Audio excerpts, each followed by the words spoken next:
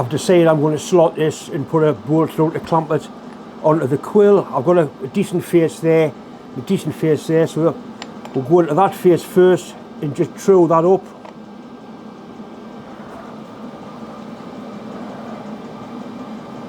Just take enough off to make it square, that's all I need to do.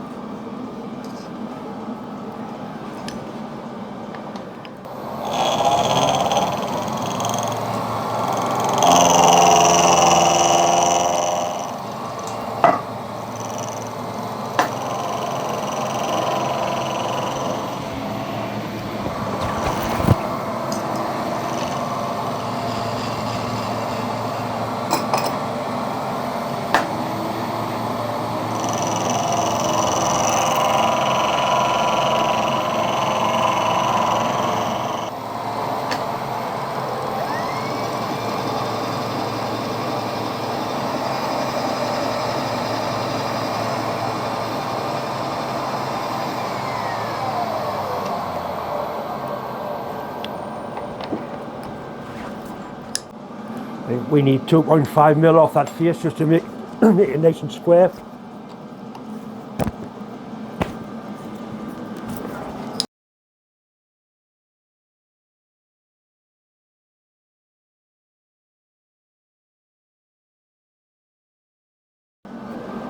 I'm going to drill and tap this down there before I actually put the saw cut into it.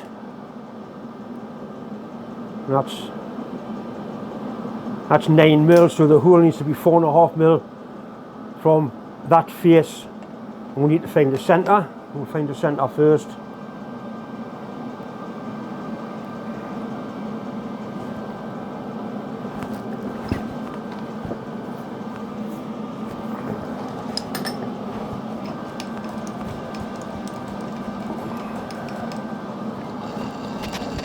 Easiest way to use this thing, a wiggler.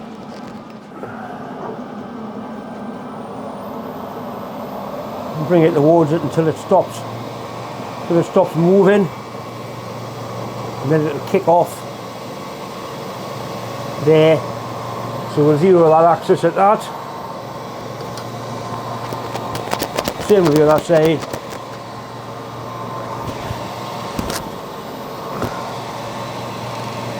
It stops moving. Right, now we're half the axis. Turn that back to 0.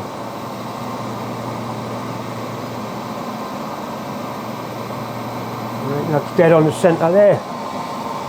Now we need to find this end.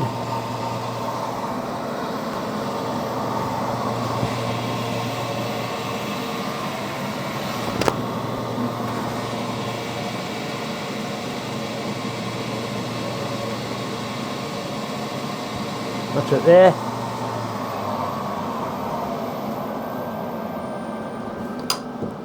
I'm sure that pin's 4mm, I can never remember. Here's 4mm. We wanted 4.5, so if we go 2, the centre of the pin's 2, 4.5, 5, 6.5. That's 4mm, half of that's 2, that puts us right on the edge. 6.5mm.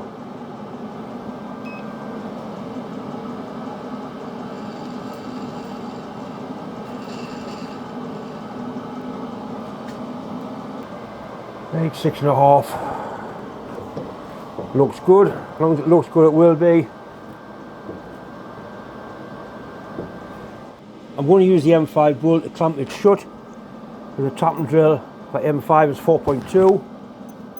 I've got a 4.2mm drill here.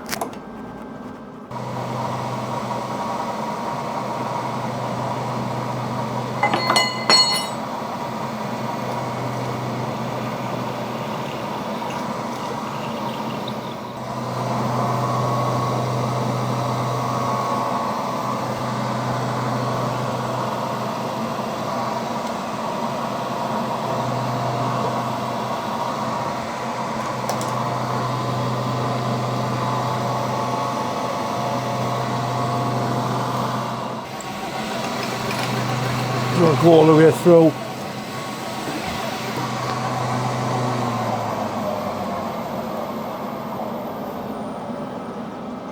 I'm going to counterbore it now for the head, and then we can run the tap down. This is the only time I use a milling cutter in the ordinary drill chuck, just for drilling a hole off or opening a hole up.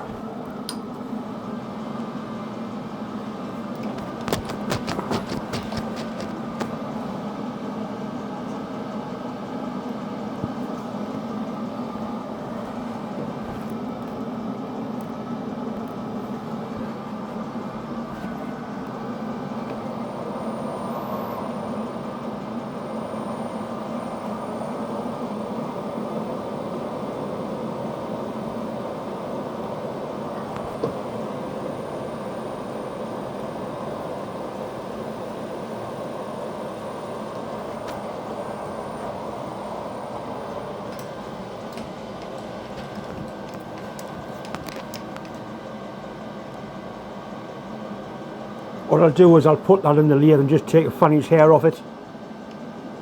That's a 5/16 cut, that's just about there. Right now we want a clearance drill down past the centre, and then we can put the tap in.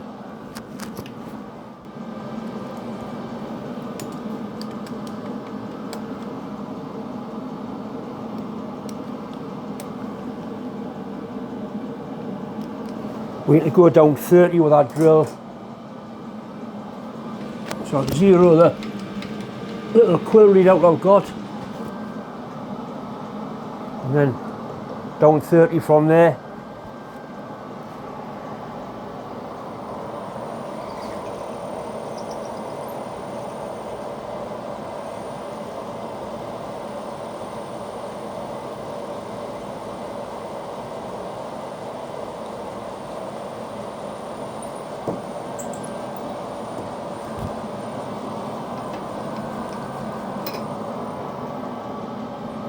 The thing we're drilling all the way through is the swarf has a chance to fall down through the hole.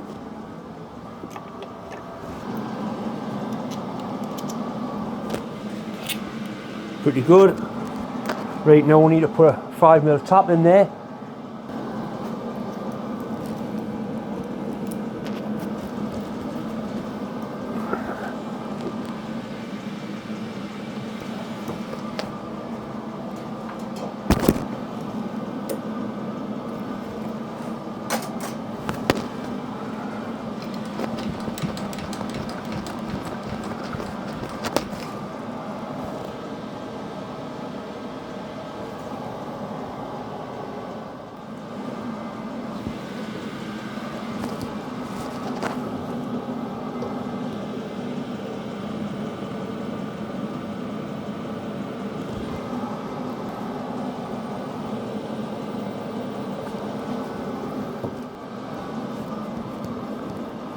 I'm sure I did mention that I made this tap holder at school when I was like sort of 16, so I've had it for 50 years and it's still doing the job.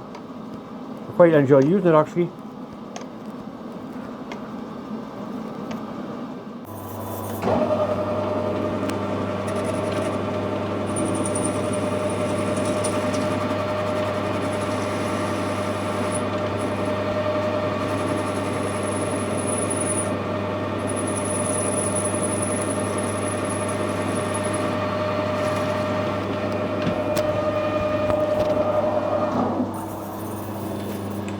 Just nice, just nice.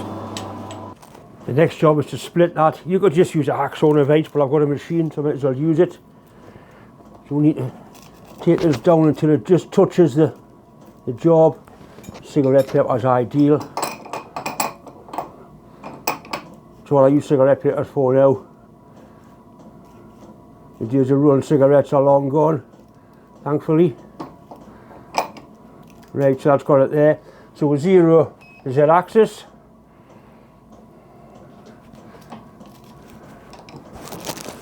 Do the same at the bottom, then half it, and then we're bound to be in the middle.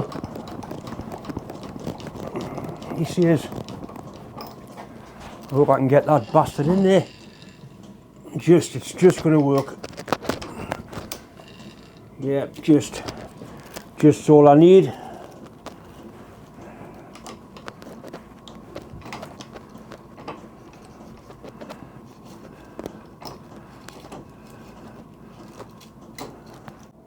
Right, so now we've half that reading. That's going to bring it down to the centre.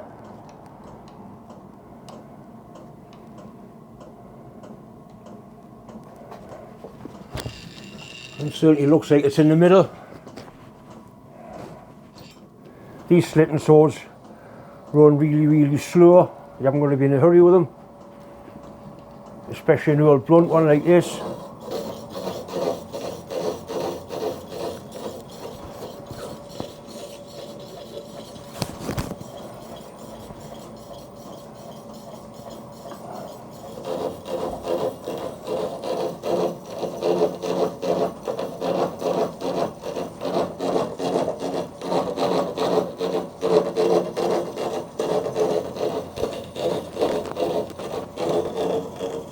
Right, that's it through. Nice, neat, tidy job. But like I say, you could just use a hacksaw. But I've got the machinery, so I might as well do the job properly.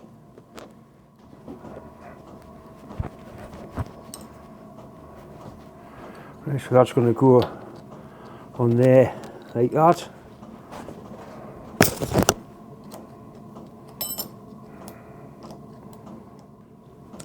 Right, so that's tightened up on there. Square it up, and then I can mark or carefully machine off until it just touches on that face there, and a bolt through there, and that's basically it done. I'm going to use a chamfer tool and just take the edges off this, the sharp edges. I don't like sharp edges, especially when my hands are involved. If we kind of eyeball this, I don't need much off, very little. We'll take the fanny's hair off there first, I think, and then do the chamfers.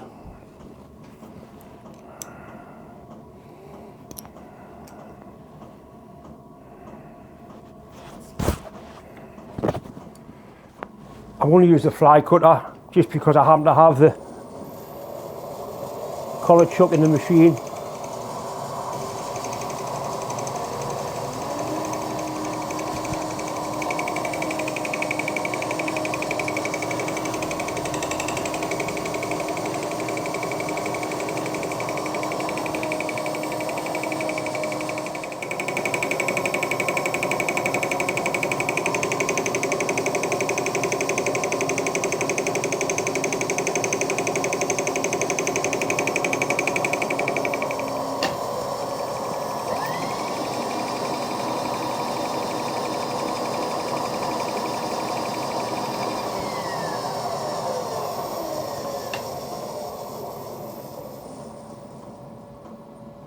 You only go nowhere near that when it's spinning around. It'll really make a mess of your hand, that.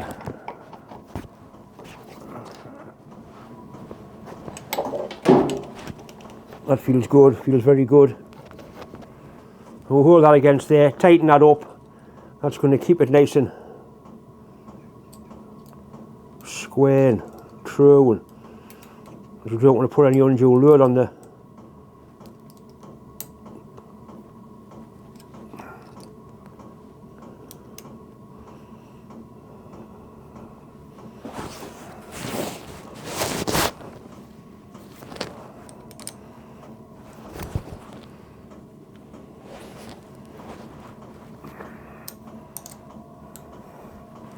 right, that looks good.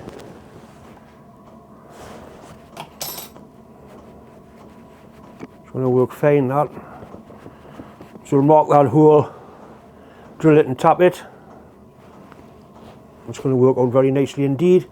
We'll scribe that, drill it, tap it, take the edges off here, and that's basically it done. And the thing is, by removing 3 bolts, that one, those 2 in there, I can take it off altogether. And it's not going to affect the operation of the tailstock in any way.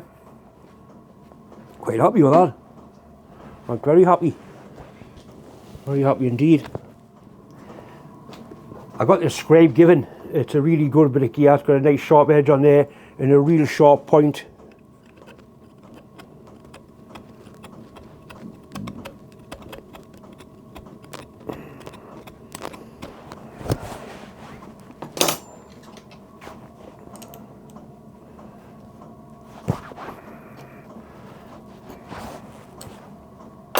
Excellent. We'll be able to do 4 passes on one setup with this tool.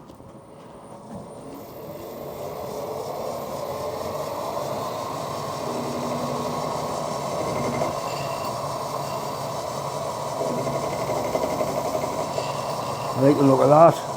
We'll lock the table off, hit that so it can't move. Z axis as well.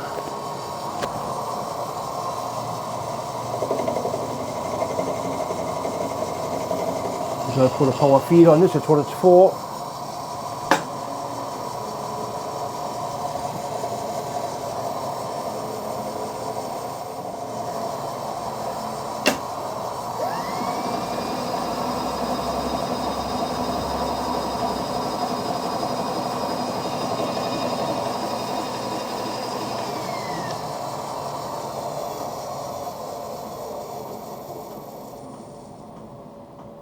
Always stop the machine before you move the part around. I know it's tempting just to do it, but for the amount of time you'll save compared to the amount of time you'll spend in hospital with a badly mangled hand, it's just not worth it.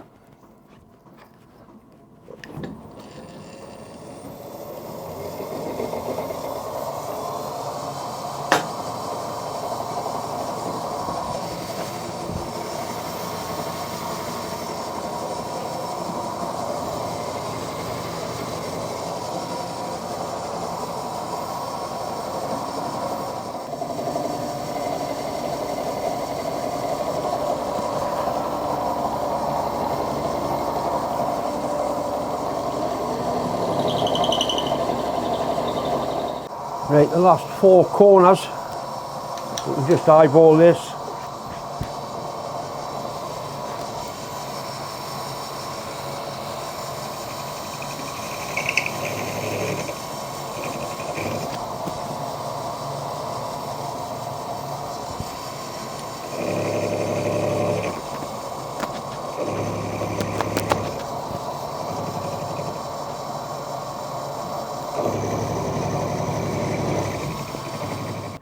Right, the next thing is the next part is to drill and tap that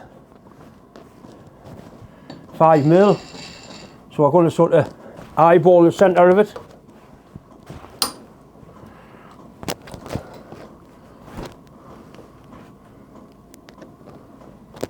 And that looks pretty good to me.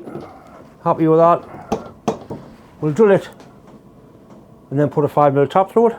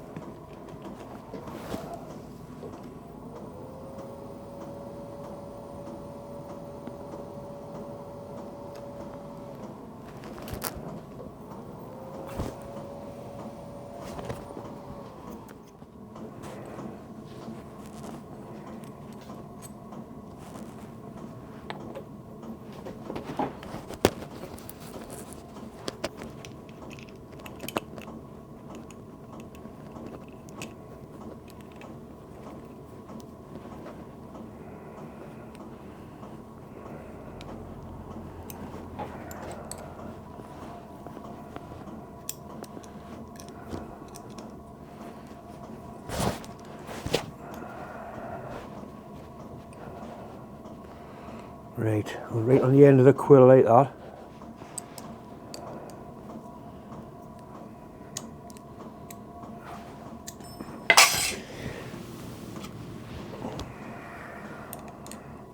I bet you thought I was going to say a bastard.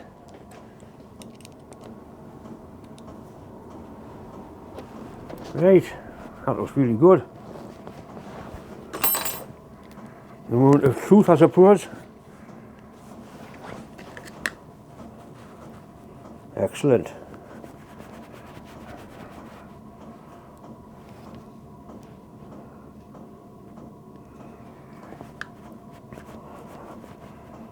Yeah, happy with that, very happy. Like I say, 1, 2, 3 bolts and it'll be taken off. It's not there all the time. No sharp edges. The only issue I've got with these scales is they don't turn themselves off. The batteries are cheap enough, but that's quite an annoying feature that they don't turn themselves off. Once again, it's just time to say thanks for watching. As normal, thanks for subscribing. If you haven't subscribed, please do. Anyway, thanks for watching.